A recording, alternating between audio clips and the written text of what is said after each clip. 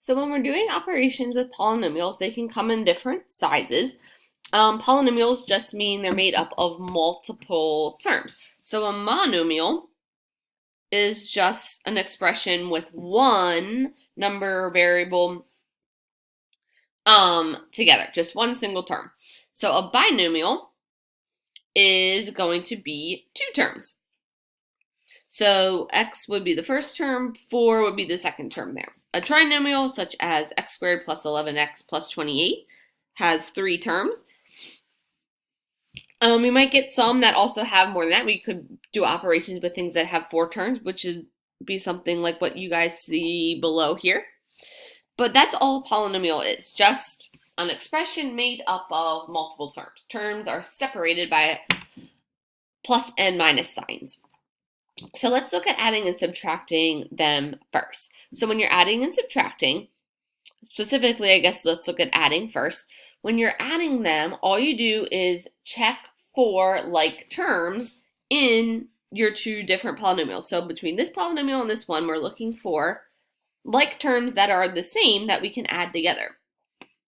So like if I have a 4x cubed here, I would want to look for a x cubed over here, and we do have one. So we could add, because that's our sign in the middle there. Just pay attention to what it's asking you to do. So what is 4 plus negative 5? Negative 1 x cubed.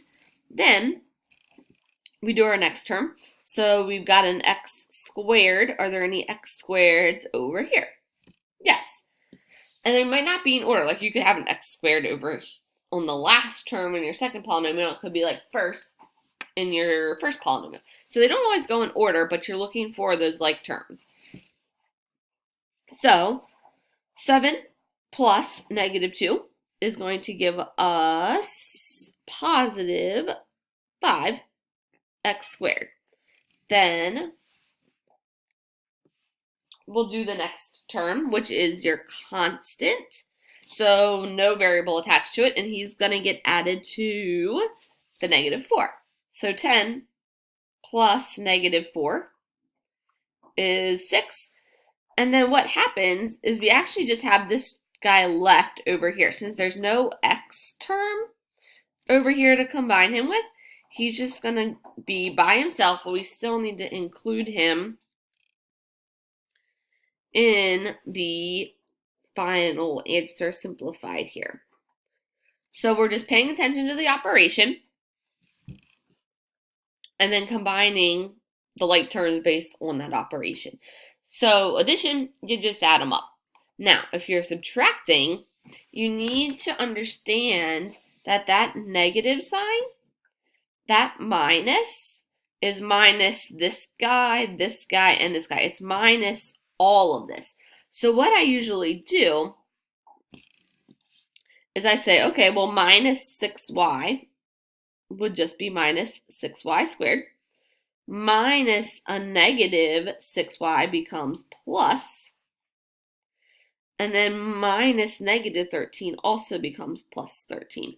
So when you guys distribute that negative sign into that second expression, it really just becomes addition, and you can almost get rid of the parentheses then, and then it's just like the one we just did. So now you can just go through and say, okay, what terms are alike? So we have 3y squared minus 6y squared. So that's going to be negative 3y squared.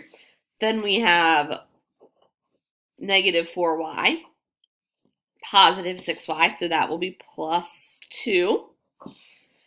And then we've got 7 and 13 as our constant. So 7 and 13 is going to give us 20. So when you're adding, like on the left there, you can just look at that right away, combine anything that's the same. When you're subtracting, you really need to distribute that negative, and then it becomes addition. And then you can just combine whatever is alike. But that negative sign goes in there to every term. It's not just minus the 6y squared. It's minus the 6y squared, the 6y, and the 13.